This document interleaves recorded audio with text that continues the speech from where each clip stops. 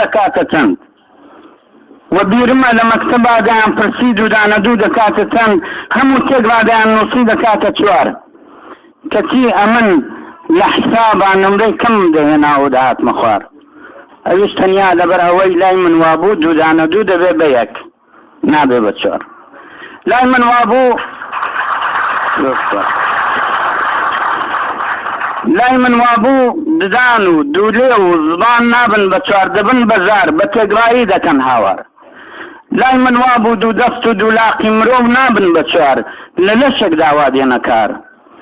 لای من وابوو گەڕاک خان و کۆڵان شەقام نابن بە چوار دەبن بە شار تێدا دەژین دەوڵەمەند و خەڵکی هەژار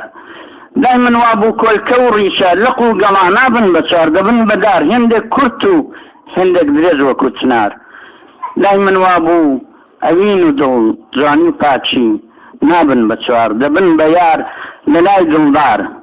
ئەو هەمووی وادوو بەدوو دەبن بە یەک نابن بە چوار یەکجار زۆرن بەڵام لەکوێ دێنە ژمار تەنیا ئەوەندەی دەزانم ئەگەر لەشم سەد پارچەکەن پندە لە ژەرگول لەو ڕەگبار بچمە سەردار قسەی دڵم دێتە سەردار کوردستان هەر وڵاتێکە و نابێ بە چوار